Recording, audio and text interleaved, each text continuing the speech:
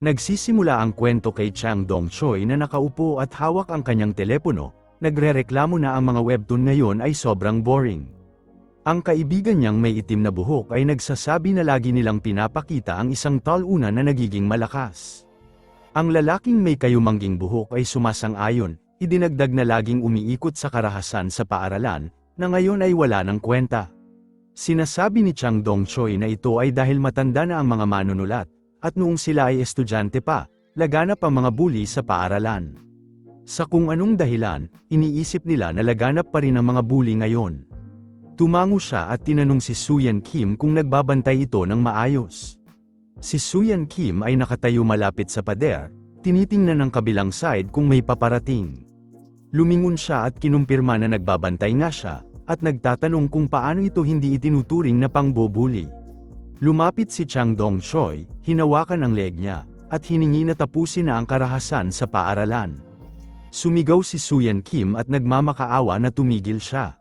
Ibinato siya ni Chang Dong-choi sa lupa at sinabing tila hindi ito matatapos. Sumagot ang lalaking may kayumangging buhok ng hindi at iminungkahi na umalis na sila. Lahat sila ay umalis doon, at tinanong ni Chang Dong-choi kung tumataas ang coin stocks. Nakahiga si Soo-yeon Kim sa lupa at iniisip na pwede niyang subukang isiga ang lumang slogan.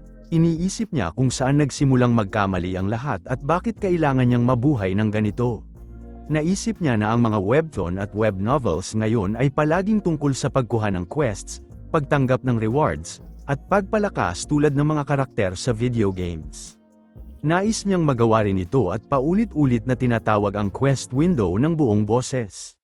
Makalipas ang ilang sandali, nakaupo si Soo-yeon Kim malapit sa pader at nagsabi na hindi ito mangyayari, iniisip na syempre hindi nga. Sinabi niya na ito ay hindi isang web novel, walang paraan na may lalabas na ganoong bagay bigla. Biglang lumitaw ang quest window sa harap niya, at sinabihan siya ng system na na-activate na ang quest window. Nagulat siya sa nakita at nagtanong kung ano ito. Itinanong ng quest window kung nais niyang simulan ang quest. Iniisip niya na mula sa sandaling yun, magbabago ang kanyang buhay.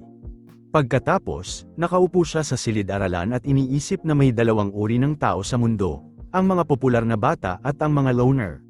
Naniniwala siya na kung outgoing at active ka, itinuturing kang popular na bata, habang kung shy at introverted ka, tinatawag kang loner. Iniisip niya na ang mga termino tulad ng popular kid at loner ay pumalit sa mga terminong bully at loser, isang pagbabago na kanyang pinasasalamatan. Mas gusto niyang tawaging loner kaysa loser, pero may nangyari na kakaiba. Tinawag niya ang quest window, at lumitaw ito sa harap niya. Itinanong ng quest window kung nais niyang simulan ang quest. Siya, isang loner, hindi sigurado kung nananaginip o gising, patuloy na ine-toggle ang window sa klase. Pagkatapos gawin ito ng mga 300 beses, napagtanto niyang kahit gaano pa ito kamangha-mangha, hindi niya maiwasang maniwala na totoo ito. Iniisip niya kung ano ang ibig sabihin ng pagsisimula ng quest. Inilapit niya ang daliri para i-click ang yes at iniisip kung kailangan lang niyang pindutin ang button. Biglang dumating si Karen Beat at napandat ng daliri niya ang tiyan nito. Nagulat siya sa nakita. Sinabi ni Karen na ito ay sexual harassment. Ipinaliwanag niya na may quest window talaga. Sinampal siya ni Karen at tinawag siyang creepy little nerd. Habang nakaupo si Karen sa upuan, sinabi niyang pumunta siya sa school snack shop para sa kanya. Tinanong niya tungkol sa snack shop. Kinumpirma ni Karen na nagke-crave siya ng sandwich. Tinanong niya kung bakit hindi siya mismo ang kumuha. Sinabi ni Karen na alam niya kung gaano kaganda ang mga binti niya, at dahil sa mga binti na ito, may 200,000 siyang Instagram followers, at alam niya yun. Tinanong niya kung sakaling matamba siya papunta sa snack shop, pananagutan ba niya ang injuries ni Karen. Iniisip niyang walang silbi makipagtalo kay Karen at nagsabing okay, babalik agad siya. Sumagot si Karen ng mahusay, napakabait niya. Tinanong niya tungkol sa pera. Sinabi ni Karen na dahil isa siyang mabait na tao, sinabing siya na ang gumastos. Umalis siya at iniisip na ito ang klase na tao siya, natatakot magsalita laban sa mga ganitong kawalan ng katarungan. Biglang dumating si Chang Dong-choi, hinawakan ang leg niya, at hiningi na tapusin ang karahasan sa paaralan. Iniisip ni Soo-yeon Kim na napaka-pathetic niya. Ibinagsak siya sa sahig, at tinanong ni Chang Dong-choi kung okay lang siya. Sumagot si Suyan Kim ng nanginginig na boses, tapusin ang karahasan sa paaralan. Sinabi ni Chang Dong-choi na dapat sinabi niya yon bago siya nasuntok at idinagdag na alam niyang nagbibiro lang siya. Sumang-ayon si Suyan Kim. Tinapak siya ni Chang Dong-choi sa ulo at taos-pusong sinabi na napakabait niyang tao. Iniisip ni Hyun Kim na hintayin lang nila, balang araw, kapag siya ay naging matagumpay, ibubunyag niya silang lahat bilang mga bully at mag-a-apologize. Umalis siya kasama ang kanyang gang. Makalipas ang ilang sandali, nasa bahay si Suyan Kim at sinabi sa kanyang ina, seryoso, payagan na siyang huminto sa pag-aaral. Iniisip niya na ang kanyang nanay lang ang taong kayang niyang suwayin. Ipinahayag niya na wala siyang natututunan sa paaralan at mas gugustuhin niyang huminto para magsimulang maging YouTuber. Nakatayo ang ina niya sa kusina, nagpuputol ng gulay, at sinabi sa kanya na huwag siyang patawanin tungkol sa paghinto sa pag-aaral. Pinagtalunan niya na walang silbi ang paaralan at tinanong kung ano ang mangyayari kung magkokolehiyo siya. Binalaan siya ng ina, hawak ang kutsilyo, na kung hindi siya titigil, baka may magawa siyang pagsisisihan niya. Ipinipilit niyang kaya niyang magtagumpay bilang YouTuber.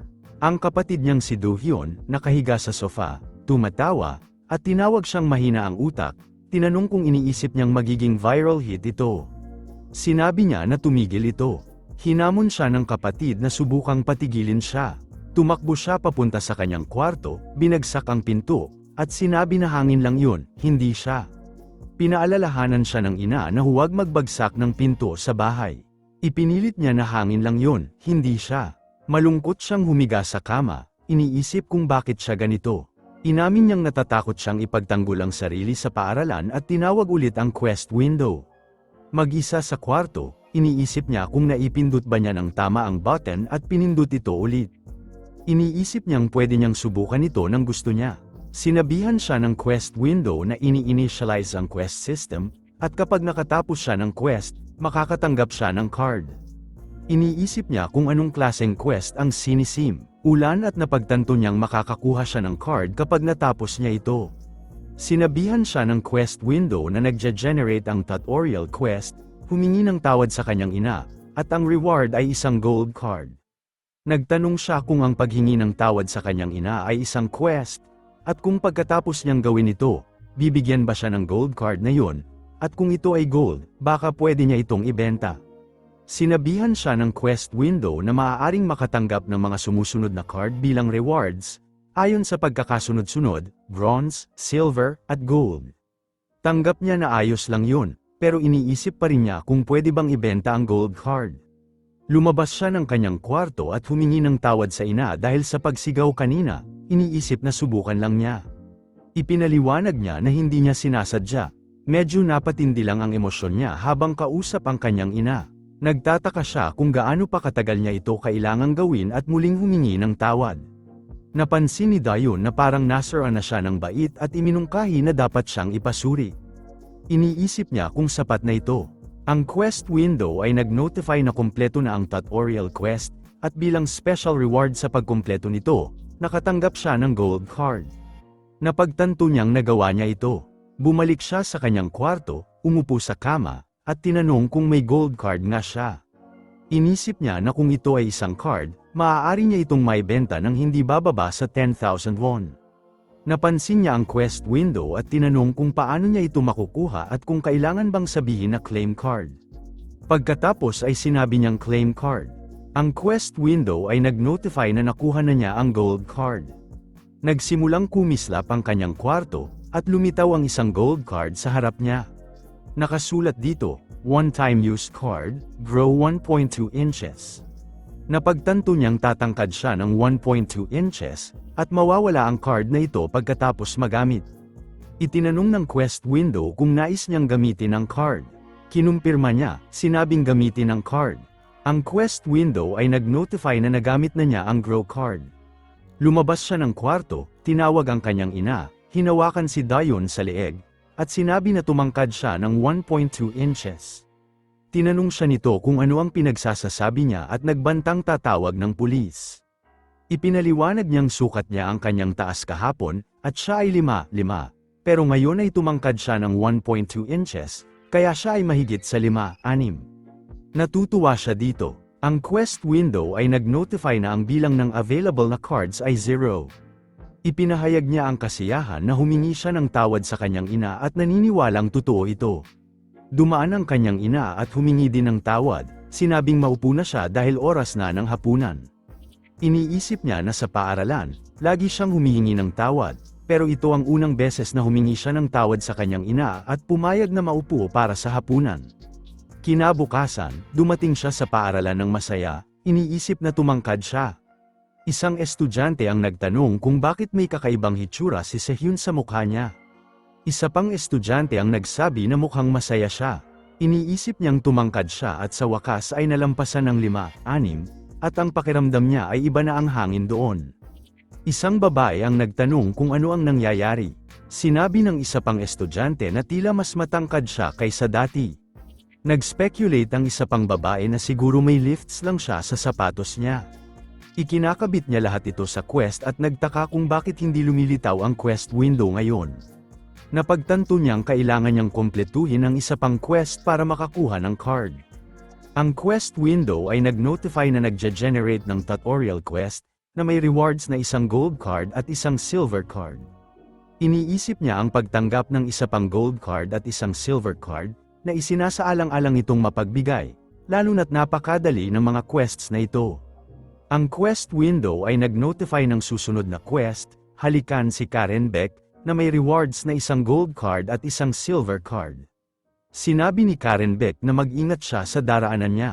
Napagtanto niyang ang pangalawang quest ay halikan si Karen Beck at naalala niyang tinanong nito kung may death wish siya.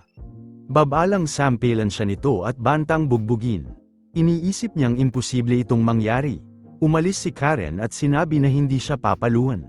Iniisip niyang imposible ang quest na ito. Paano nila maibibigay sa kanya ang ganitong kahibangang quest? Sinabi niyang ay abandon ang quest at nagdesisyong sumuko dito at kumuha ng bago. Binalaan siya ng quest window.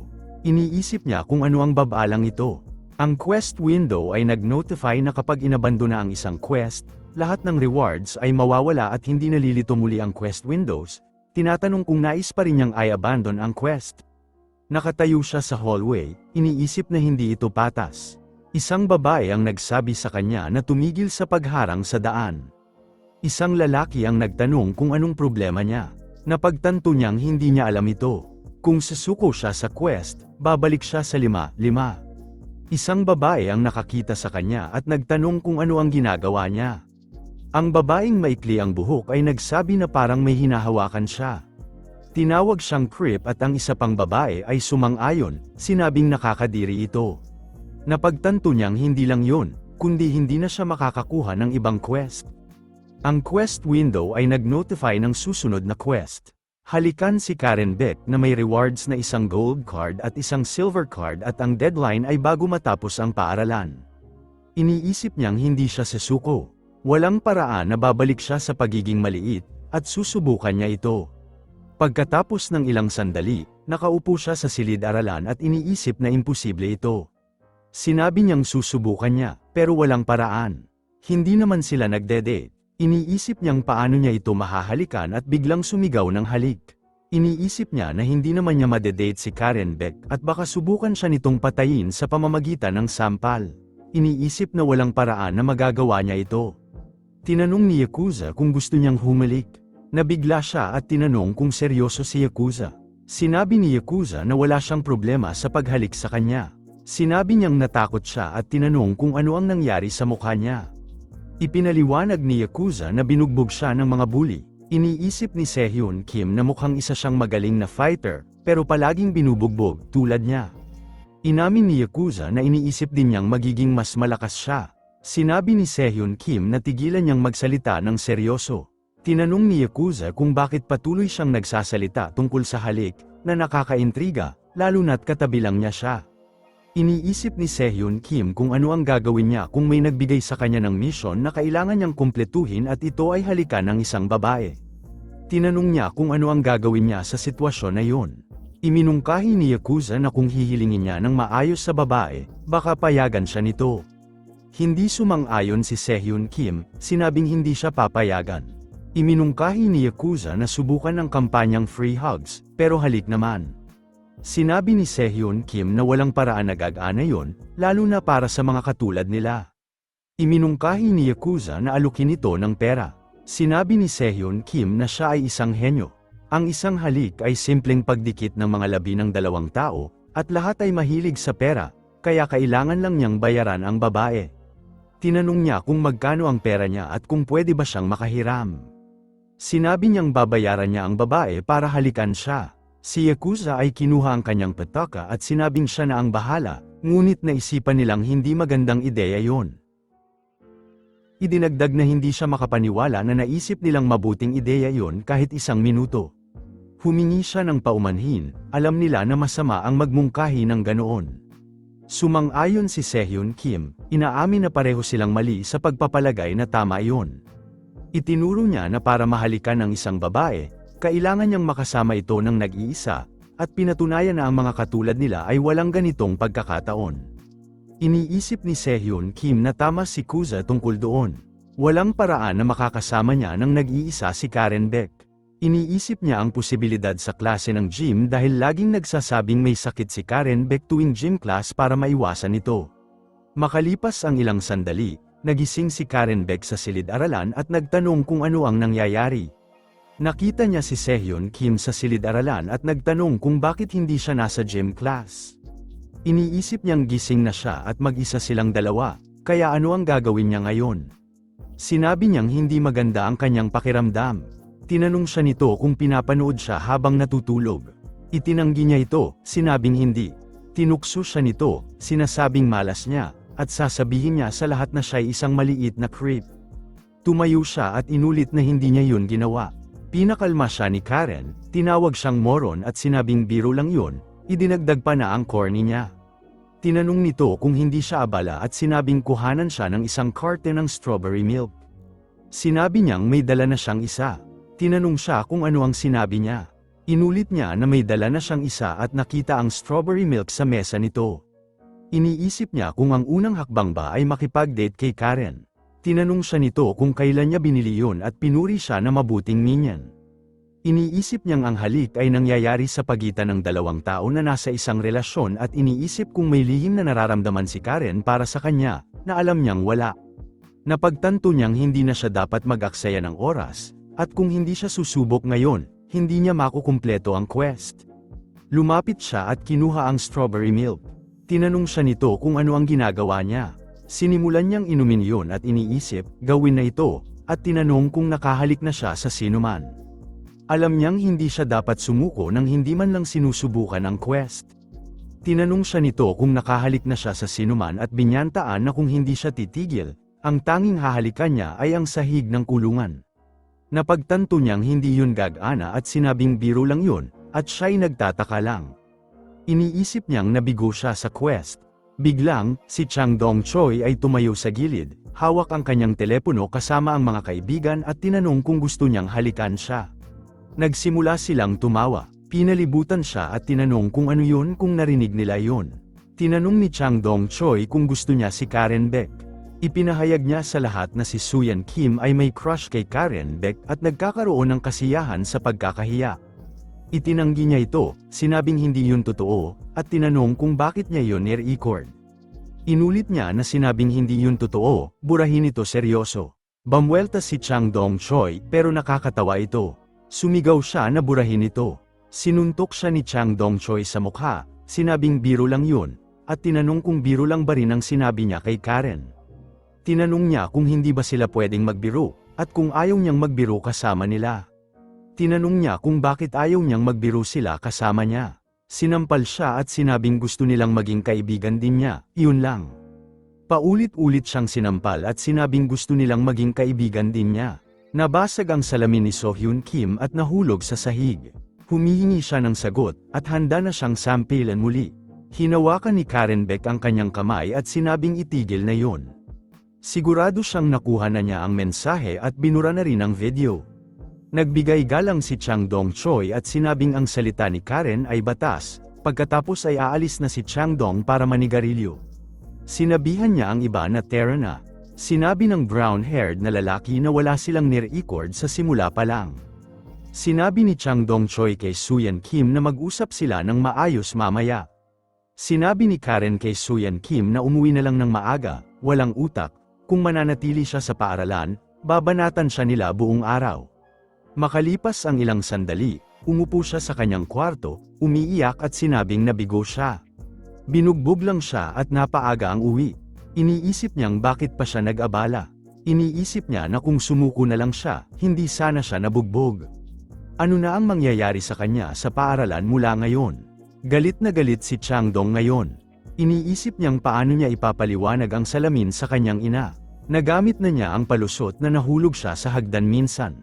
Kaya nabigo siya sa quest, at babalik siya sa 5 feet 5. Humiga siya at sinabing malabo na ang lahat. Iniisip na masaya siya na nagkaroon ng pagkakataon na mag-enjoy sa dagdag na taas. Ang quest window ay nag-notify na kumpleto na ang quest. Samantala, sa klase, kinuha ni Karen Beck ang strawberry milk at napansin na nakalimutan niya ito. Iniisip niyang bakit nagtataka ang walang utak na yon tungkol sa halik at sinabi na hindi pa siya nakaranas nito. Sinimulan niyang uminom at napagtanto na ito ang parehong straw na ginamit ni Suyan. Samantala, nagningning ang kwarto ni Suyan Kim. Ang quest window ay nag-notify na natanggap na niya ang rewards, isang gold card at isang silver card. Iniisip niya kung paano natapos ang quest at nagdesisyon na i-claim ito. Iniisip niya na kahit ano pa man ang epekto nito, wala ng kaso, at inutos na i-claim ang cards. Kinumpirma ng quest window na na-claim na niya ang gold card at ang silver card. Iniisip niyang mula nang matanggap niya ang rewards, ang unang gold card ay nagpatangkad sa kanya, at nagtatanong siya kung ano ang gagawin ng card na ito. Sa kanyang sorpresa, sinabi niyang kamangha-mangha ito. Ang quest screen ay ipinakita ang gold card, na nagsasaad na ito ay isang one-time use card. Nakalagay dito na kapag ginamit, magkakaroon ng 20/20th vision ang may-ari at mawawala ang card pagkatapos nito. Hiniling ng quest window na magdesisyon siya kung gusto niyang gamitin ang card. Iniisip niya na para ito sa kanyang paningin ngayon at piniling gamitin ang card. Kinumpirma ng quest window na nagamit na niya ang Seen the Light card. Napansin niyang malinaw ang kanyang kamay, tumawa, at sinabing ang mga quests na ito ay pinakamaganda at talagang kamangha-mangha. Iniisip niyang nakakuha rin siya ng silver card, iniisip kung ano ang epekto nito. Kahit na sa tingin niya hindi ito kasing kapaki-pakinabang ng gold card, malamang isang claim card lang. Ang quest window ay nag-notify na na-claim na niya ang silver card. Masaya siyang tumalon, lumabas ng kwarto, at sinabi sa kanyang ina tungkol sa kanyang mas malinaw na paningin. Sinabi ni Dayun na tumahimik siya at kumain ng hapunan. Umupo siya sa kanyang upuan at tinanong kung nasaan ang kanyang ina. Ipinaliwanag nito na kailangan niyang magtrabaho ng gabi.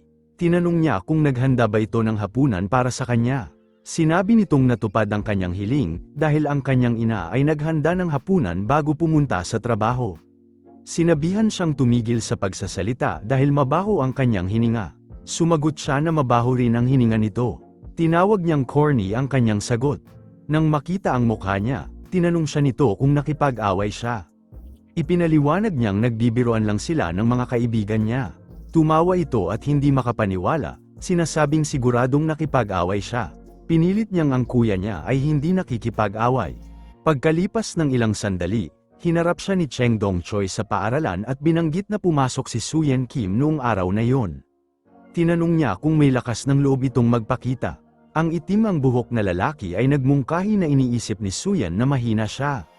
Sinuportahan ito ng kayumangging buhok na lalaki. Hinawakan siya sa ulo ni Cheng Dong-choi at sinabing hindi niya papayag ang magpatuloy ang ganitong pag-uugali. Binanggit niyang malapit nang tumunog ang bell at iminungkahi na tapusin na nila ito at umalis. Sumang-ayon ng ibang lalaki, sinabing dapat na silang umalis. Maraming estudyante ang nakakita sa pananakit kay Suyan Kim, pero lahat sila ay natatakot magsalita. Inutusan ni Cheng Dong-choi si Suyan na magpunta sa likod ng gusali ng paaralan sa oras ng tanghalian at binalaan siyang huwag kumain bago yun, dahil baka isuka niya lahat. Lumapit si Suyan Kim sa kanyang upuan. Humingi ng paumanhin si Kyu-jae at sinasabing sorry. Tinanong ni Suyan Kim kung bakit siya humihingi ng paumanhin. Iniisip niya kung naniniwala si Kyo-jae na kung makikialam siya ay mabubugbog din siya. Paalala ni Suyan kay Kyo-jae ang kanilang kasunduan na huwag makialam kapag may inaaway. Ngunit ipinahayag ni Kyo-jae ang pag-aalala na lumala na ang sitwasyon noong araw na yon. Binaliwala ito ni Suyan, sinasabing kahit ano, iniisip niya ang kanyang sitwasyon, pakiramdam niya ay kawawa siya at tinatanong kung bakit ganito ang buhay niya. Makalipas ang ilang sandali, nagsindi ng sigarilyo si Cheng Dong-choi, at sinabi ni Suyan Kim na sige, sigawan siya tulad ng ginawa kahapon. Humingi ng paumanhin si Suyan Kim, inamin niyang hindi niya alam ang iniisip niya at hindi niya dapat ginawa iyon. Nakakita ito ng kakaiba si Cheng Dong-choi. Tinanong ni Suyan Kim kung ano ang kakaiba. Itinuro ni Cheng Dong-choi na siya ang nananakit kay Suyan, kaya bakit humihingi ng paumanhin si Suyan sa kanya? Sinampal niya si Suyan at inihagis ang sigarilyo sa sahig, inutusan siyang pulutin iyon. Gumapang si Suyan Kim para pulutin ang sigarilyo. Sa sandaling yon, dumating si Dahyun at tinanong kung ano ang ginagawa niya. Iniisip niya kung ano ang sasabihin. Inulit ni Dahyun ang tanong, tinanong kung ano ang ginagawa niya. Tinanong ni Cheng Dong-choi kung sino ito. Sinabi ni Suyan Kim na kapatid niyang babae si Dahyun. Ipinaliwanag ni Cheng Dong-choi kay Dahyun na nagkaroon lang ng pagkakamali. Naninigarilyo siya, at pinupulot lang ni Suyan ang sigarilyong inihagis niya. Nilinaw niyang ayaw niyang mahuli si Suyan na naninigarilyo at tinanong si Suyan kung tama yon, na sinang-ayunan ni Suyan. Tinanong ni Dahyun kung totoo yon. Inakay siya ni Cheng Dong-choi palayo, sinasabing huwag niyang intindihin ang sitwasyon. Pagkalipas ng ilang sandali, sinabi niyang muntik na yon. Sinang-ayunan siya ni Suyan Kim, sinasabing oo. Sinagot ni Suyan Kim ng sure. Sinabi niya na anyway, mukhang sikat ang kapatid ni Suyan. Sinabi ni Suyan Kim na duda siya. Napansin niya ang kapatid niyang naglalabas ng basurahan at binanggit na gusto niyang maging mabuting kaibigan nito. Pagkaraan, umiihi si Cheng Dong-choi habang nakatayo si Suyan sa malapit. Sinabi ni Cheng Dong-choi na nasaktan siya ng kaunti at tinanong kung bakit hindi sinabi ni Suyan na may kapatid siyang babae. Idinagdag niyang iniisip niya na ibinabahagi nila ang lahat. Ipinaliwanag ni Suyan Kim na hindi naman sila close ng kapatid niya at ayaw nitong makipag-usap sa kanya sa paaralan.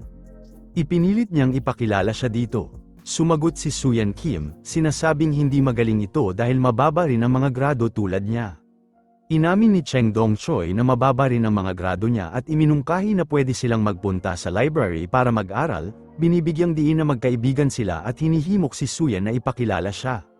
Tinanong ni Suyan Kim kung bakit gusto niyang ipakilala siya, sinasabing hindi ito magaling. Tinanong ni Cheng Dong-choi kung magiging totoo ba si Suyan sa kanya. Tinanong ni Suyan Kim kung ano ang ibig sabihin nito ng pagiging totoo. Ipinaliwanag ni Cheng Dong-choi na iniisip niyang magiging maganda ito para sa isang romantikong relasyon. Lumabas si Yakuza mula sa banyo at tinanong kung ano ang sinabi, sinasabing sobra na yon. Sinuntok siya ni Cheng Dong-choi sa mukha, sinabing natakot siya. Pinasaringan niya si Yakuza, sinasabing binalaan na niya itong huwag siyang takutin ng pangit na itsura niya. Sinipa siya at sumigaw, kung siya ay nasa high school, at least magmukha siyang high school student. Tinanong kung paano siya nag-18 years old at binanggit na nakakaramdam siya ng guilt tuwing binubugbog siya. Nakita ni Suyan Kim ang eksena at tinawag siya ng masama. Tumingin si Cheng Dong-choi at tinanong kung tinawag siya nito ng masama. Kinumpirma ni Suyan Kim, sinasabing oo. Lumapit si Cheng Dong-choi at hindi makapaniwala, at handa nang suntukin siya. Gayunpaman, nasuntok siya ni Suyan Kim sa mukha bago pa man makagalaw si Cheng Dong-choi. Lumipat ang eksena sa isang flashback habang tinitingnan ni Suyan Kim ang card at tinanong kung ito ay isang silver card pero nagtataka sa kahalagahan nito at ang layunin ng pagtanggap ng ganitong reward. Nag-aalinlangan siyang magagamit niya ang skill na ito. Ang silver card ay isang attack card na tinatawag na boxing jab, na nagbibigay daan sa kanya na magsagawa ng jab, isang suntok na karaniwang ginagamit sa boxing, na may kasalukuyang skill rank na F. Bumalik sa kasalukuyan, nag-notify ang quest window na nakagawa siya ng jab. Iniisip ni Suyan na hindi siya maaaring patuloy na mabuhay ng ganito at nagdesisyon na magbago at lumaban. Ang quest window ay nag-notify na isang bagong quest ang nalikha. Labanan at talunin si Cheng Dong-choi 0/1, at ang gantimpala ay isang silver card at isang bronze card. Naalala ni Suyan ang naunang komento tungkol sa magandang lay at idineklara niyang haharapin niya si Cheng Dongchoi ng buong puwersa. Kinumpirma ng quest window ang pagsisimula ng quest. Nagkomento si Cheng Dongchoi na ito ay interesante at tinanong kung ano ang nangyayari sa sandaling yun. Naghanda siyang lumaban muli. Sinabi ni Cheng Dongchoi kung gaano kadramatiko ang sitwasyon at tinanong kung nanood siya ng ilang tutorial sa YouTube kagabi at kung talagang gusto niyang lumaban. Sinuntok niya ulit ito. Nag-notify ang quest window na nagbato siya ng jab. Bumagsak si Cheng Dongchoi at nagtanong kung ano ito. Iniisip kung lihim na nag-aral ng boxing si Suyan at kung oo, kailan at bakit. Gumalaw siya upang atakihin si Suyan at sinabing nag-aral siya ng boxing para lang labanan siya. Patuloy na inatake ni Suyan Kim si Cheng Dongchoi ng paulit-ulit. Ang quest window ay nag-notify ng maraming beses na nagbato siya ng jab. Nagpahayag ng hindi makapaniwala si Yakuza, sinasabing hindi ito kapani-paniwala. Ang quest window ay nag-notify na ang layuning labanan at talunin si Cheng Dongchoi 1/1 ay natapos na, at ang mga gantimpala ay isang silver card at isang bronze card. Sinabi ni Yakuza na napabagsak ni Suyan si Cheng Dongchoi. Inanunsyo ng quest window na ang quest ay kumpleto at ang jab skill level ni Suyan ay tumaas. Nakahiga si Cheng Dongchoi sa lupa at tinanong ni Yakuza kung napatay ba niya ito. Tiniyak ni Suyan na malamang nawalan lang ito ng malay at lumapit upang tingnan ito. Hinawakan ni Yakuza ang kamay ni Kim Suyan at iginiit na hindi ito ang oras. Kailangan nilang tumakbo. Sinabi ni Suyan Kim na itigil na ang pagsasalita na parang mabigat na bagay ito. Pagkaraan ng ilang sandali, umupo sila malapit sa isang construction site. Sinabi ni Suyan Kim na nakatakas sila. Nagkomento si Yakuza na ito pa lang ang simula. Sumang-ayon siya, binanggit na siguradong magugulantang ang mga kaklase nila. Idinagdag ni Yakuza na marahil ang buong paaralan ay nagkakagulo dahil ang mga taong yun ay nakakatakot, palaging kumikilos ng grupo. Hinanap sila ni Cheng Dongchoi at tinanong kung nasaan sila. Tinanong ni Suyan kung makakapagpatuloy pa ba siyang pumasok sa paaralan, nag-aalala na sila ay magiging target ng pambubugbog sa bawat break. Tinanong ni Yakuza kung kailan natutunan ni Suyan ang boxing. Ipinaliwanag niyang nanood lang siya ng mga video sa YouTube at nagsanay ng mag-isa. Tinanong ni Yakuza kung pwede ba yun. Sumagot siya na siguro pwede at naalala ang isang notification na hindi pa niya nakita noon. Iniisip niya kung ano ang ibig sabihin ng pagtaas ng kanyang skill level at kung ano ang mangyayari kung umabot ito ng 100. Sinabi niyang tingnan na lang ang mga gantimpalang natanggap niya. Tinanong ni Yakuza tungkol sa mga gantimpala. Binaliwala niya ang naunang sinabi, ipinaliwanag na kinausap lang niya ang sarili at inisip na marahil hindi nakikita ng ibang tao. Tinanong ni Yakuza kung nalulungkot siya. Bilang tugon, nagpasya siyang tingnan na lang ang mga card ngayon at iminungkahi nilang tingnan ito. Nagulat siya nang makita ang card at nagtaka kung paano ito posible. Lumapit si Karen Beck kasama ang iba pang mga babae, tinawag sila at tinanong kung ano ang ginagawa nila. Sinabi ni Yakuza na nasa problema sila. Sinabi ni Suyan na itigil na ang pagsasalita ng ganoon kalalim at iniisip na marahil hinahanap din siya ni Karen Beck. Lumapit si Karen kay Suyan at tinanong kung ano ang ginagawa niya, sinabing hinahanap siya ng lahat. Tinanong niya kung totoo yun at iniisip kung hinahanap siya nito para kay Cheng Dongchoi. Inamin niyang sa paano manapalaban siya kay Cheng Dongchoi. Nagpasya si Karen na magpanggap na hindi niya siya nakita doon at inutusan siyang umuwi. Pagkalipas ng ilang sandali, nahuli sila. Isang lalaki ang nagtanong kung siya yun at kung sigurado ba siya. Iniisip ni Suyan Kim kung ano ang gagawin. Dalawang lalaki ang pumaligid kay Yakuza at isang lalaki ang nagsabing nagbibiro ba siya. Tinanong ng isa pa kung nawalan siya ng malay sa suntok ng taong ito. Sinabihan ni Yakuza silang lahat na tumigil. Sinuntok siya at inutusan siyang manahimik. Nakatayo ang mga kaklase malapit sa pintuan. Hiniling ni Chang Dongchoi na malaman kung ano ang tinitingnan nila at kung ano ang gusto nila. Sinasabing lumabas na sila kung ayaw nilang mabugbog din. Iniisip ni Suyan kung ano ang gagawin, iniisip na baka pabayaan na lang silang saktan siya ngayon. Kung patuloy niyang patatigilan, baka dumating ang taong yun, ang hayop na gumamit ng boxing skills para magpatamba ng mga seniors sa sandaling lumipat siya sa paaralang ito. Dumating si Ha Jun-gu, ang top dog ng West Gangbuk High, na kilalang hindi pa natatalo sa laban, at nagtanong tungkol sa sitwasyon. Isang lalaki ang lumingon at kinilala siya bilang si Ha Jun-go, sinabing binugbog si Chang Dong-choi sa banyo at nawala ng malay. Tinanong ni Ha Jun-go kung sino si Chang Dong-choi. Itinuro ni Chang Dong-choi ang sarili at kinilala ang sarili bilang si Chang Dong-choi. Napansin ni Ha Jun-go si Suyan Kim at tinanong kung siya ang nanuntok kay Chang Dong-choi. Kinumpirma ni Chang Dong-choi, sinabing sinuntok siya ni Suyan. Inutusan ni Ha Jun-go si Suyan na itaas ang kanyang ulo. Sumunod si Suyan at itinaas ang kanyang ulo. Tinanong ni Ha Jun-go kung si Suyan ang nanuntok sa mga ito. Inamin ni Suyan, sinasabing oo. Tinanong niya kung bakit niya ginawa yon. Ipinaliwanag ni Suyan Kim na siya ang nagsimula nito sa pag-insulto sa kanyang pamilya. Tinanong niya kung yun lang at nagkomento na malakas ang suntok ni Suyan. Hinawakan ni Suyan ang kanyang kamay at binanggit na narinig niyang nagboxing si Suyan, kaya dapat subukan niyang suntukin siya.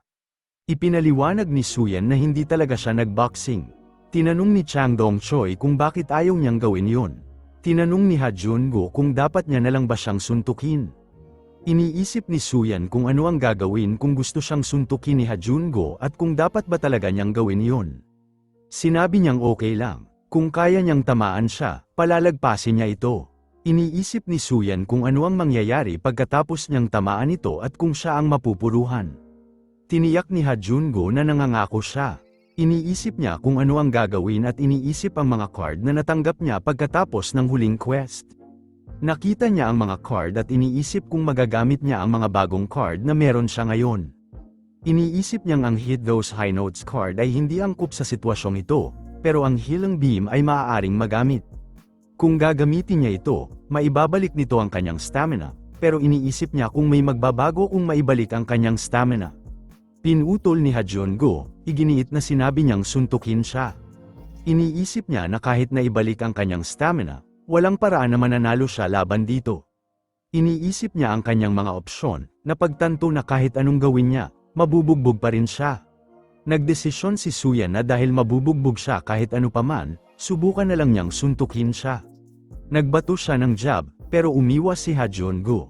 Napagtanto niyang umiwas si Ha Jun-go at sinubukan niya itong suntukin muli at muli, pero nagprotekta si Ha Jun-go at itinapon siya palayo. Nakahiga si Suyan sa lupa, iminulat ang mga mata, at napagtanto niyang nawalan siya ng malay. Naiintindihan niya ang sitwasyon. Talagang napahamak siya. Sinubukan niyang suntukin si Ha Jun-go, at walang paraan na palalampasin yon ni Ha Jun-go. Inimagine ni Suyan na pinupunit siya ni Ha Jun-go at pinapakain sa mga asong gubat. Tinakpan niya ang kanyang mukha. Tinanong ni Ha Jun-go kung ano ang ginagawa niya. Sumagot si Suyan na hinihintay niyang suntukin siya ni Ha Jun-go, nais na magkaroon ng kahit kaunting kontrol sa kung paano magtatapos ang buhay niya. Tinanong ni Ha Jun-go kung bakit niya gagawin yun at iminungkahi nilang magyosi na lang. Nagulat si Suyan sa narinig. Pagkaraan ng ilang sandali, sa labas ng paaralan, nagyoyosi ang lahat ng mga lalaki. Nakatayo si Suyan Kim sa gitna nila, nagtataka kung ano ang nangyayari. Nagtataka si Suyan kung bakit siya dinala dito. Inalok siya ni Ha Jun-go ng sigarilyo at tinanong kung ano ang hinihintay niya, sinabing kunin na niya ito. Napagtanto ni Suyan ang nangyayari. Balak siyang bugbugin ni Ha Jun-go dito. Tumanggi siya, sinasabing hindi siya nagyoyosi. Naisip niyang dinala siya ni Ha Jun-go dito dahil hindi siya pwedeng suntukin sa classroom. Totoo pala ang mga chismis, masama talaga ang taong ito. Tinanong ni Ha Jun-go ang pangalan niya. Nagpakilala si Suyan bilang Suyan Kim. Humingi ng paumanhin si Ha Jun-go. Inaamin na mas magaling si Suyan kaysa sa inaasahan niya at napilitan siyang lumaban pabalik ng reflex. Nagulat si Suyan sa paghingi ng paumanhin. Nagpatuloy si Ha Jun-go, sinasabing matagal na rin siyang nagboboxing at sa tingin niya may potensyal si Suyan. Napagtanto ni Suyan na pinupuri siya ni Ha Jun-go. Pagkaraan ng ilang sandali, nakahiga si Suyan sa kama sa bahay at iniisip ang kilos ni Ha Jun-go. Nagtataka siya kung ano ba talaga ang intensyon ni Ha Jun-go. Narinig niyang napakasamang tao ni Ha Jun-go, pero humingi ito ng paumanhin at pinuri pa siya. Iniisip ni Suyan na baka hindi nga totoo ang mga chismis tungkol kay Ha Jun-go. Nagtanong siya kung babanatan ba siya ni Ha Jun-go bukas, nakakainis ang sitwasyon. Nag-notify ang quest window na walang mga quest na aktibo. Sinabi ni Suyan na hindi niya akalain na makakagulo siya kay Ha-Jungo dahil sa mga quest na ito at nagtatanong kung sino ang nagbibigay ng mga quest na ito. Nagre-reflect siya na sinasabi nito na mga tutorial quest pa lang ito at nagtataka kung kaya ba maraming card ang ibinibigay. Iniisip niya kung may ibang kategorya ang mga main quest. Tinalakay niya ang mga card na natanggap niya, mga gold, silver, at bronze card, at iniisip kung gaano kaganda ang mga card na mas mataas pa at kung mas mataas ang level ng mga ito kaysa sa gold. Napansin din ni Suyan na ang mga abilities na binibigay ng mga card ay kakaiba at lahat ng card na natanggap niya ay may kinalaman sa paglaban. Kinabukasan, nakaupo si Suyan Kim sa classroom kasama si Yakuza. Sinabi ni Yakuza na tahimik si Ha-Jungo. Sumang-ayon si Suyan, sinasabing akala niya bubugbugin siya ni Ha-Jungo agad pagdating sa school. Nagtataka siya kung gusto ni Ha-Jungo na gulatin siya bago harapin. Tinawag ni Chang Dong-choi si Suyan, lumapit at sinabing nandito na siya. Naghanda si Suyan para sa laban at tinanong kung ano ang gusto ni Chang Dong-choi, iniisip kung kailangan ba niyang labanan ito. Sumagot si Chang Dong-choi na hindi ito tungkol sa pakikipaglaban at ipinaliwanag na gusto siyang makita ni Ha-Jungo pagkatapos ng klase. Nagsimulang umalis at tinanong kung naintindihan ni Suyan. Sinabi ni Suyan na maghintay. Sinabi ni Yakuza na malapit na ang katapusan. Tinanong ni Suyan kung gusto siyang makita ni Ha-Jungo pagkatapos ng klase, iniisip na gusto siyang takutin buong araw. Tinanong niya si Kuza kung ano ang gagawin nila. Sumagot si Yakuza na walang ibang paraan. Kung tatakbo sila, lalong lalala ito kinabukasan. Iminungkahi niyang ang pinakamabuting opsyon ay harapin si Ha-Jungo ngayon at tapusin na ito. Pagkaraan ng ilang sandali, dumating siya sa One Music Town at nakita si Ha-Jungo na nakaupo kasama ang mga kaibigan, siya ay nakakaramdam ng takot. Sinabi ni Ha-Jungo na umupo siya. Sumang-ayon si Suyan at iniisip na may mga alak sa paligid. Kaya ganito ang ginagawa ng mga tao dito tuwing nagkikita sila. Nandoon din ang mga sikat na babae mula sa school. Tinanong ng short-haired girl kung sino siya. Sinabi ng isa pang babae na wala siyang ideya. Nagtataka si Suyan kung babastusin siya ni Ha-Jungo sa harap ng lahat at kung paano siya dapat kumilos upang masigurong hindi siya masyadong bugbugin. Tinanong ni Karen Bick kung ano ang ginagawa niya doon. Ipinaliwanag ni Suyan na sinabi ni Ha-Jungo na pumunta siya doon at napagtanto niyang nandoon din siya. Iminungkahi ni Ha-Jungo na kantahin na lang niya ang isang kanta. Sinabi ng isang lalaki na gusto ni Ha-Jungo na kumanta siya. Iniisip ni Suyan Kim na hindi siya magaling kumanta at hindi alam ang gagawin. Tinanong niya kung ano ang dapat niyang kantahin. Sinabi ni Ha-Jungo na mukhang natataranta siya. Iniisip ni Suyan Kim na kung tatanggihan niya, baka masira ang mood, kaya nagdesisyon siyang subukan na lang dahil mayroon siyang card na ito.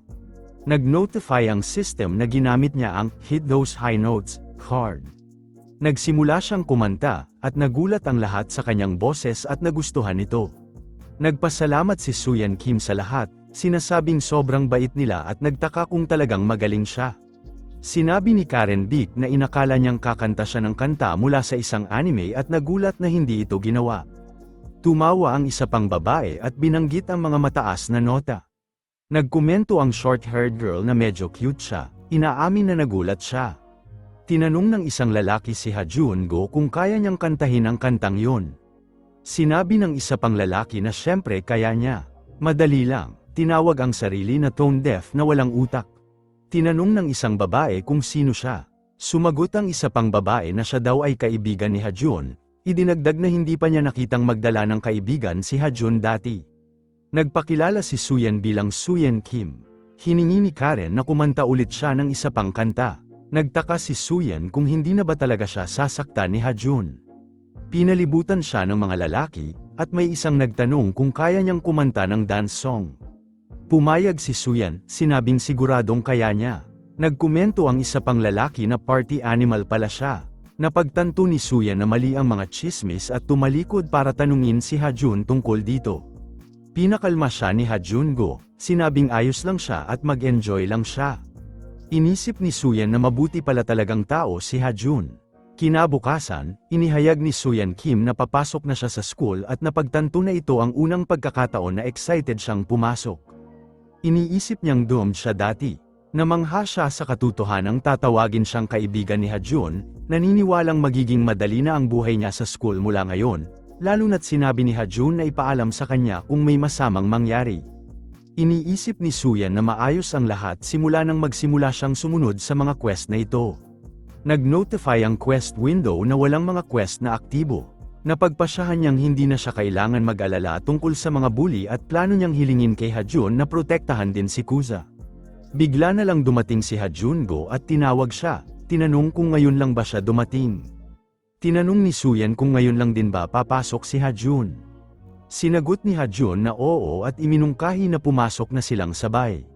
Nag-notify ang quest window na magsisimula na ang main quest. Inisip ni Suyan na tapos na ang tutorial quests, kaya makakatanggap na siya ng main quest mula ngayon at nagtataka tungkol sa mga rewards.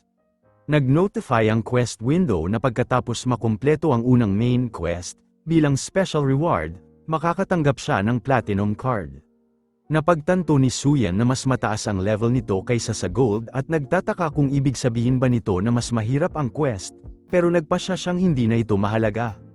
Tinanong siya ni Hajun-go kung ano ang ginagawa niya, at inisip ni Suyan na anuman ito, tatapusin niya ito. Sinabi ni Hajun-go na tara na. Nag-notify ang quest window na ang task ay labanan at talunin si Hajun-go, ang top dog ng West Gangbuk High, na may 0 out of 1 completed. May 3 araw na natitira para makumpleto ang task at ang reward ay isang platinum card. Iniisip ni Suyan na alam niyang maaaring exaggerated ang ilang chismis tungkol kay Hajun, pero siya pa rin ang top dog sa school. Dapat talunin ni Suyan si Hajun sa loob ng 3 araw. Naalala niya ang boxing jab attack cards. Iniisip niyang hindi naman gumana ang skill na ito. Tinanong siya ni Hajun-go kung may gusto siyang sabihin. Nagtataka si Suyan kung ano ang gagawin.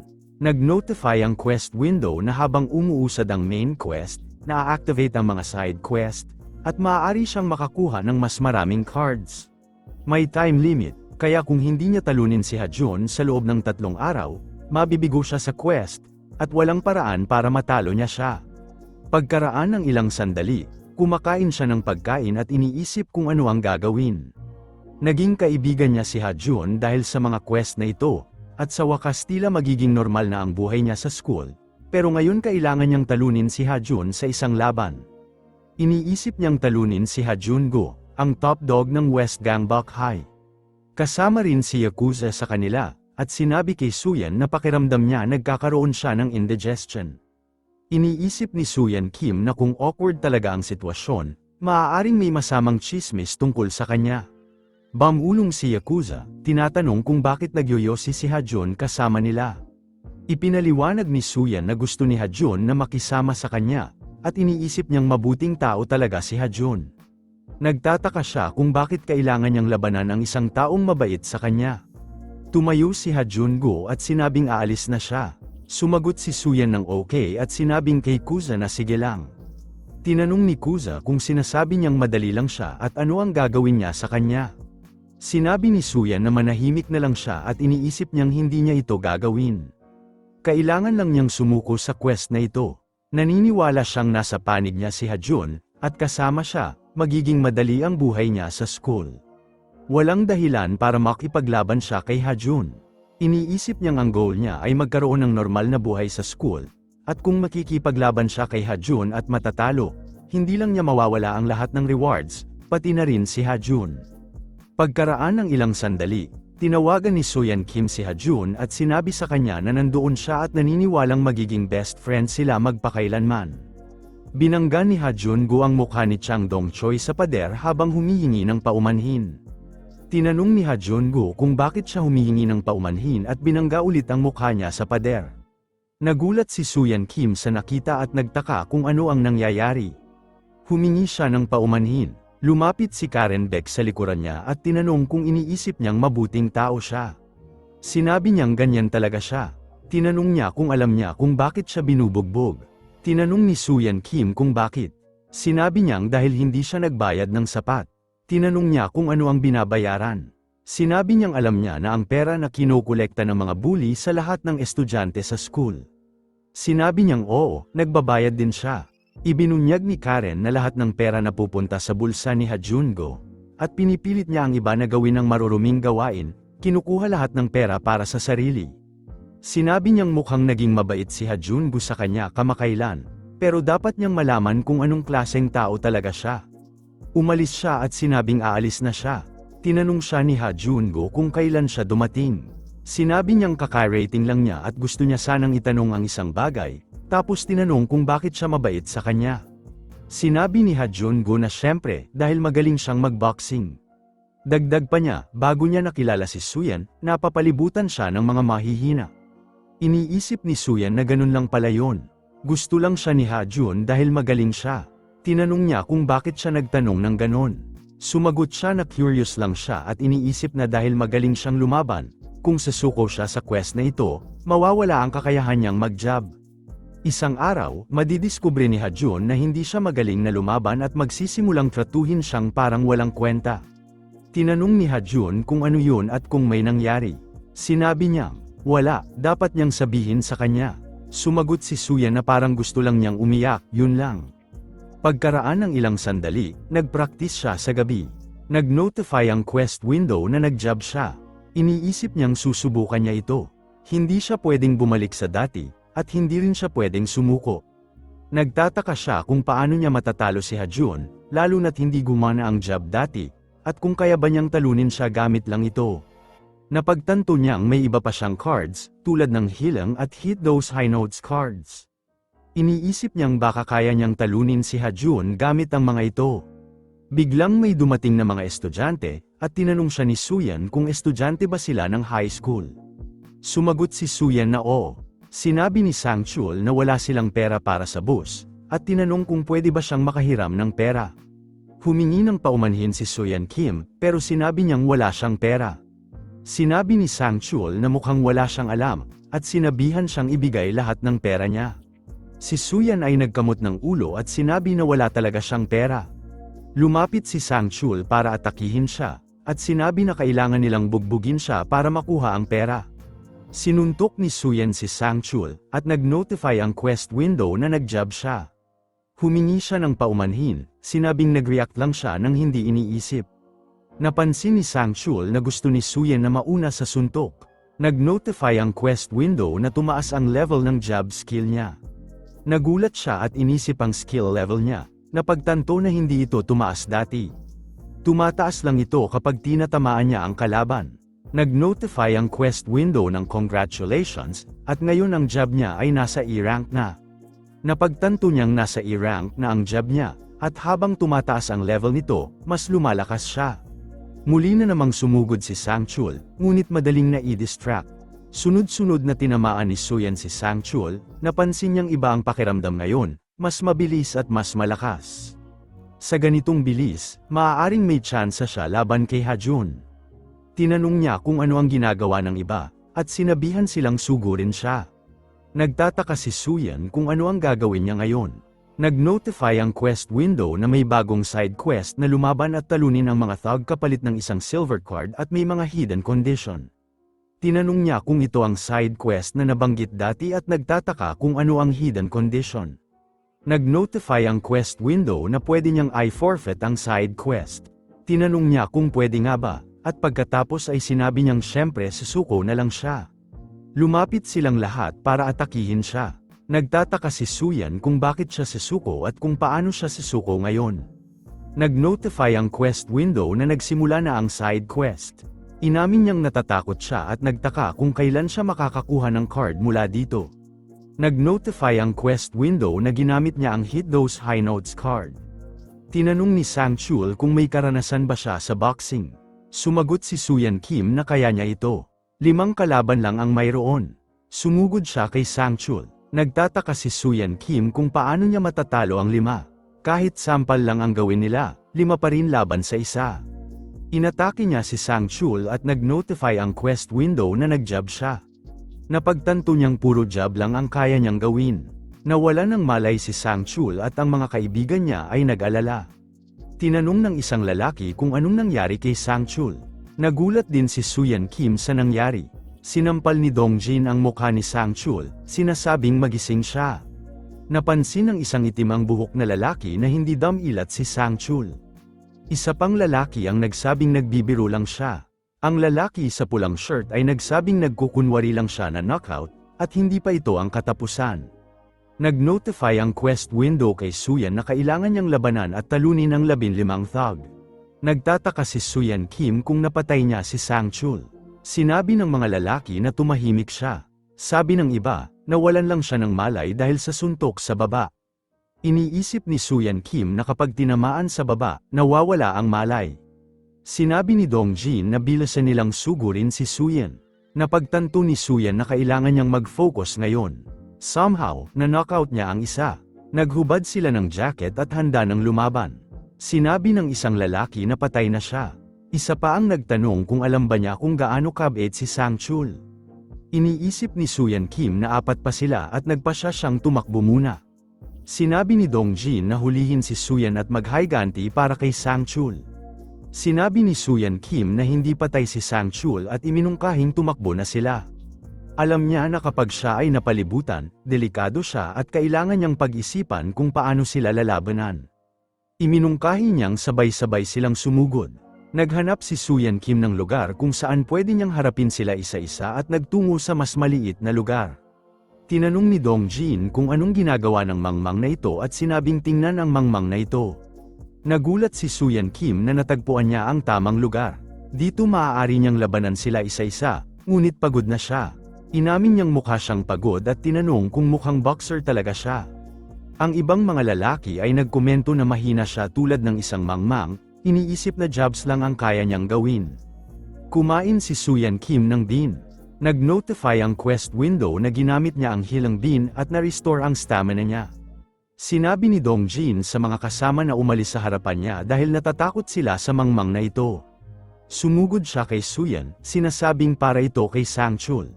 Inatake ulit siya ni Suyan Kim. Nag-notify ang Quest window na nag-job siya. Tinanong ng isang lalaki kung ano ang nangyayari sa taong yun, iniisip na malapit na siyang bumagsak. Napagtanto ni Suyan Kim na gumana ito. Sanay na siya sa pag-job at kontrolado na niya ang mga atake niya. Sa ganitong bilis, may tsansa siyang manalo laban kay Ha-jun. Nag-notify ang Quest window na ang task ay labanan at talunin ang 2/5 thug. Binanggit ng ibang lalaki na si Dong Jin ay nadakip din. Puno sila ng mga pangarap at layunin. Sinabi ng isa pang lalaki na hihintayin ni Sang-chul si Dong Jin. Nag-notify ang Quest window na ginamit niya ang Hit Those High Notes card at nilabanan at tinalo ang 3/5 thug.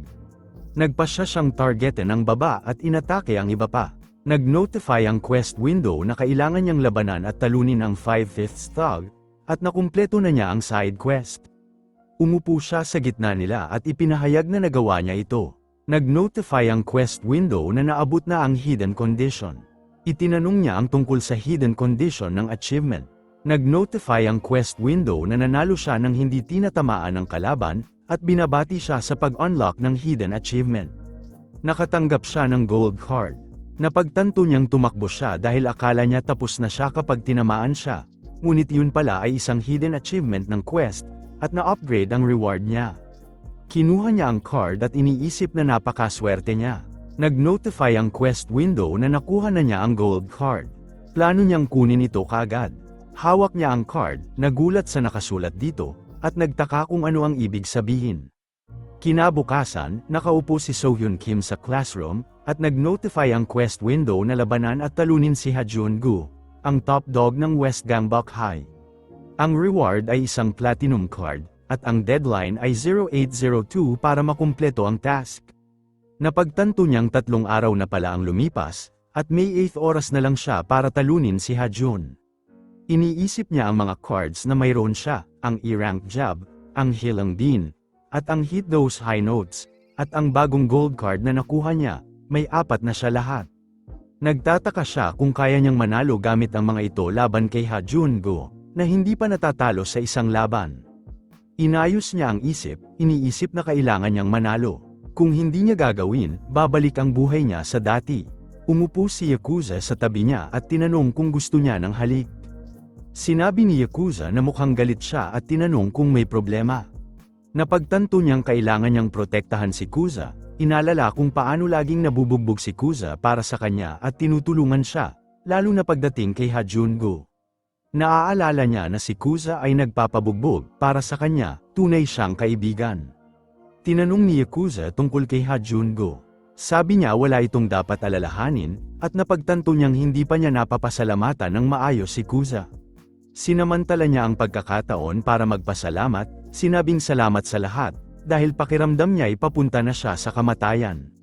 Tinanong ni Yakuza kung ano ang sinasabi niya. Nakita ni Suyan si Ha Jungo na papalapit at napagtanto niyang andyan na siya. Tinanong ni Ha Jungo kung ano ang ginagawa nila at iminungkahi na pumunta sila sa snack shop. Iniisip niya kung paano siya lalaban at nag-isip na tanungin na lang siya para sa laban. Tumayo siya at sumang-ayon, pero inamin sa sarili na natatakot siya. Sa ngayon, sasama na lang siya sa snack shop. Biglang lumapit ang isang lalaki sa gilid, kausap ang isang babae habang may hawak na ice cream. Aksidenteng nabangga ang ice cream sa shirt ni Ha Jungo, agad na humingi ng paumanhin at tinanong kung sino siya. Hinayla ni Ha Jungo ang shirt ng lalaki at sinabing maghintay sila habang papunta sa snack shop. Lumapit si Suyan Kim para harapin siya, iniisip na ang mga mangmang tulad niya ay nararapat bugbugin, kaya siguro siya nakakakuha ng mga cards. Tinanong ni Ha Jungo kung siya ba ang kausap niya. Muli siyang ininsulto ni Suyan Kim at sinabing siya nga ang kausap niya. Kahit hindi siya naniniwala sa sarili, naniniwala siya sa gold card na nakuha niya. Binalaan niya si Haeja na buksan ang bibig dahil isasaksak niya ang mga bagong move sa kanya. Iniisip niyang lalaban siya gaya ng practice niya. Pinat ni Ha Jungo ang ulo niya at sinabing tapat siyang tao. Tinanong kung nagagalit siya dahil may sinaktan siya sa klase. Sumagot siya ng hindi, sinabing nag-uusap lang sila. Iginiit ni Ha Jungo na hindi sila dapat mag-away. Magkaibigan sila, kaya dapat mag-relax na lang. Hinawakan siya sa leeg at iminungkahi na pumunta sila sa snack shop. Iniisip ni Suyan Kim na hindi ganito ang inaasahan niya. Makalipas ang ilang sandali, dalawang babae ang umupo sa playground at nagtsismisan. Tinanong ng isang babae sa black jacket kung narinig na niya. Sinabi ng babae sa white shirt na hindi, at tinanong kung ano ang narinig niya. Sumagot siya na may dalawang tao halos nag-away. Tinanong ng isa pang babae kung sino. Sinabi niya na may nagtangkang mang-provoke kay Ha Jungo. Tinanong niya kung sino ang gagawa ng ganon. Sinabi niya na si Suyan Kim. Tinanong niya kung paano pa siya buhay. Sinabi niya na sinabi ni Haejan na hindi niya siya lalabanan. Nakaupo si Suyan Kim sa tabi at iniisip na hindi niya akalain na magpapasalamat siya. At ngayon ano ang gagawin niya? Sinabi ng isa pang babae na mukhang totoo ang mga chismis. Magkaibigan sila, at mabait si Haejan Go sa mga kaibigan niya. Iniisip ni Suyan Kim na mukhang itinuturing talaga siyang kaibigan ni Haejan, kahit na sobrang bayolente niya at puno ng masamang balita, ngunit tiyak na gusto siya ni Haejan. Iniisip niya na konti na lang ang oras para matapos ang quest, at sa ganitong bilis, baka matapos na ang lahat bago pa siya makapagsimula. Umupo rin si Kujaya sa tabi niya at tinanong kung may gumugulo sa kanya.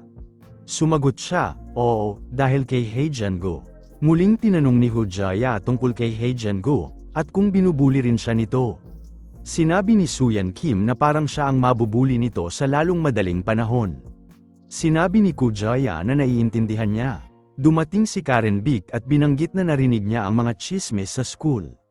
Tinanong niya kung bakit siya nagtangkang makipaglaban kay Haejan Go, at kung talagang balak niyang labanan siya. Sinabi ni Suyan Kim na hindi niya alam. Sinabi niya na nakakatawa siya, at talagang nagalit siya nang makita niya siyang binubugbog ang isa pang bata sa klase. Pinabulaanan niya yon, sinabing hindi yon, at tinanong kung bakit siya sama-sama sa mga tao tulad ni Haejan Go. Sinabi ni Karen na ang pagsama sa kanila ay nagpapadali ng buhay niya, at tinanong kung inaasahan ba niya ng ibang sagot.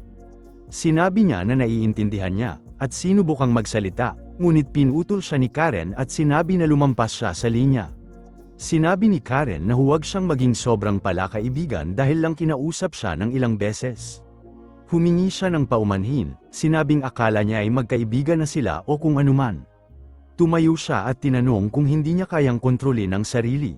Biglang may estudyanteng dumating at tinawag si Suyan, sinabing may malaking problema at hindi na oras para magpahinga. Tinanong ni Suyan kung ano yon. Samantala, ilang masamang estudyante ang nangungulit kay Yakuza. Isang estudyanteng may brown na buhok ang nagsabing huwag siyang magpatawa at tinanong kung tama ba ang narinig niya at ano ang sinabi niya. Sinabi ni Yakuza na tinawag niya si Heijen Go. Isa pang estudyante ang nagtanong kung hindi ba siya ang batang sumusunod kay Suyen. Kinumpirma ni Yakuza, sinabing oo, si Suyen, ang maliit na mangmang. Pinalo niya ang mukha niya at tinanong kung magkaibigan sina Suyen at Heijen. Iniisip niya na kaibigan din niya si Heijen. Lumapit siya para atakihin ito at sinabi, una sa lahat, hindi siya mukhang estudyante. Dumating si Heijen Go at sinabing umalis sila sa daan at tinanong kung bakit siya hinahanap. Tinanong kung ano ang gusto nila. Sinabi ni Yakuza na itigil ang panghaharas kay Suyen. Tinanong ni Heijen Go kung ano. Inulit ni Yakuza, sinabing itigil ang panghaharas kay Suyen, na pinapasunod siya dahil malakas siya. Pareho lang yun sa panghaharas. Sinuntok siya ni Heijen Go at nagulat ang lahat sa nakita. Nakaupo siya malapit, sinasabing magkaibigan sila ni Suyen at hindi niya gusto ang mga tao tulad niya. Muli siyang sinuntok, na binibigyang diin na hindi siya mukhang totoo. May iba't ibang uri ng tao sa mundong ito at dapat sumama siya sa mga kauri niya. Tinanong niya kung iniisip niya na hinaharas niya si Suyen at iginiit na siya ang totoong nanghaharas. Hiniling niyang itigil ang pag-aksaya ng oras ni Suyen, sinasabing ibinababa siya nito sa kanyang level.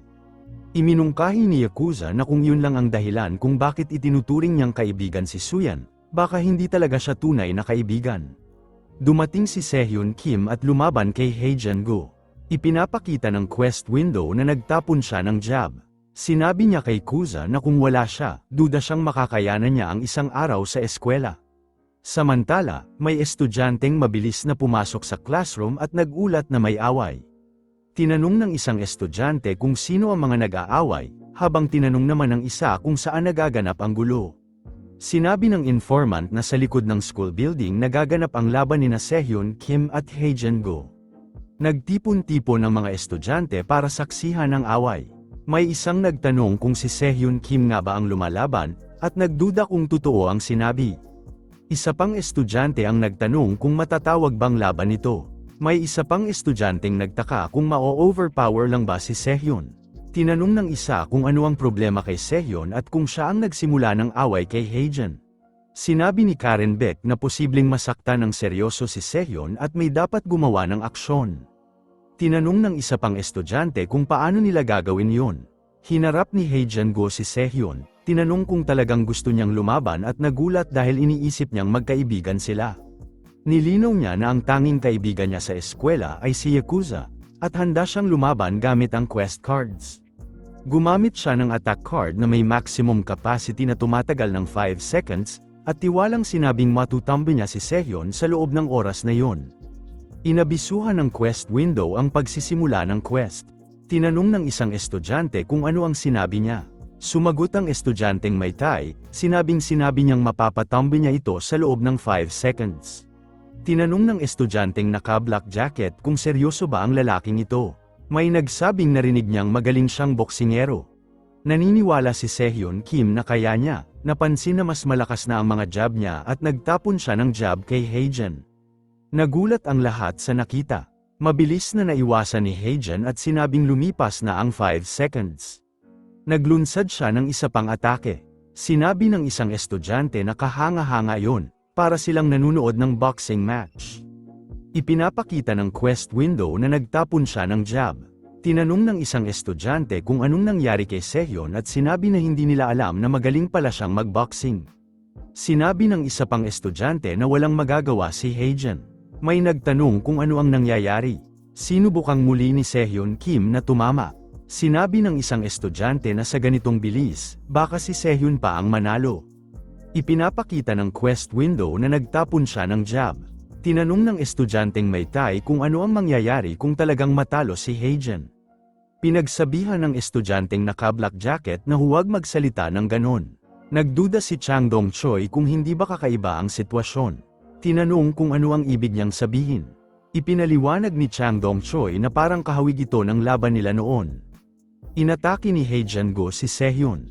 Sinabi ni Chang Dong-choi na mukhang alam lang niya kung paano magtapon ng jab. Bumagsak si Sehyun Kim sa sahig. Sinabi ni Heijen Go na mukhang yun lang ang galaw niya. Sumagot si Sehyon, sinabing kailangan lang niya ng 5 seconds. Sinampal niya at sinabing ito ay absurd, tinanong kung talagang plano niyang talunin siya gamit lang ang jab. Nag-flashback sa kung saan nagising si Sehyon Kim sa kwarto niya at iniisip kung kaya niyang manalo at talunin si Hae-jin-go gamit lang ang jab. Inisip niyang kahit mas malakas na ang mga jab niya, hindi sapat yun para tapusin ang laban kay Hae-jin. Naisip niyang baka kailangan niyang gamitin ang card na nakuha mula sa side quest, ang maximum capacity card. Sinabi niyang mas mainam sana kung tackle o jiu-jitsu move ito. Iminungkahi niyang kailangang linlangin si Hae-jin para magamit ito. Naalala niyang ang maximum capacity card ay tumatagal ng 5 seconds, at kung matatalo niya si Hae-jin sa loob ng oras na yun, wala siyang ibang pagpipilian. Balik sa kasalukuyan, umatak si Sehyon Kim kay Hae-jin-go at sinabing mayroon lang siyang 5 seconds. Sinuntok ni Hae-jin-go siya at tinanong ang mga galaw niya.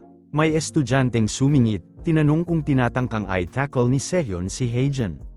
Ipinaliwanag ni Chang Dong-choi na dahil boksingero si Hae-jin, hindi tulad ni Sehyon na hindi atleta, at dahil sa pagkakaiba ng weight classes, hindi magiging epektibo ang tackle laban sa kanya. Muling binanggit ni Sehyon ang 5-second limit at napagtanto na para magamit ang maximum capacity card, kailangan niyang magpatuloy. Ipinapakita ng quest window na ginamit niya ang Hit Those High Notes card. Muling tinanong ni Hae-jin-go ang mga galaw niya bago siya muling sinuntok.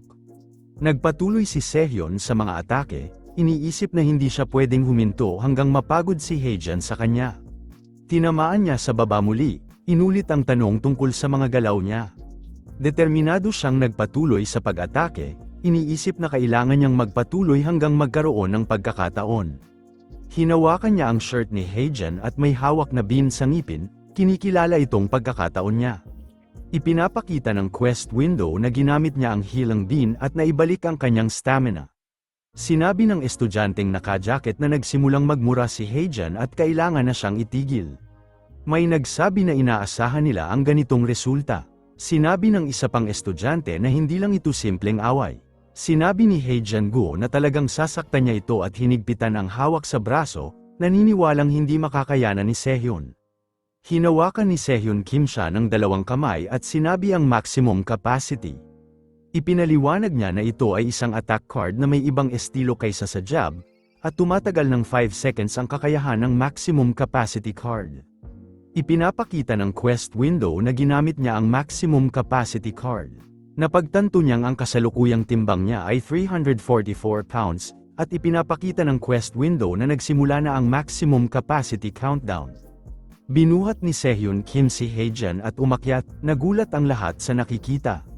Napagtanto niyang taglay niya ang lakas na katumbas ng timbang na 344 pounds, na nagpapahintulot sa kanya na ihagis si Hae-jin gamit ang lakas ng lahat ng 344 pounds. Binagsak niya ito sa sahig, tinanggal ang kanyang jacket, at sinuntok siya sa mukha. Iniisip niyang ang suntok niya ay may lakas din ng 344 pounds, namamangha sa kapangyarihan ng kanyang mga suntok.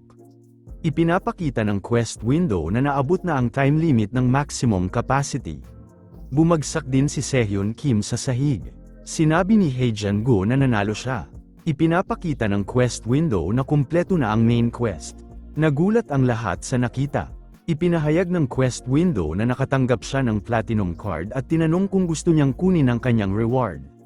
Sumigaw si Sehyon at tinanong kung gusto niyang ibigay sa kanya ang reward. Sinabi niyang, oo, gusto niyang makuha ang reward.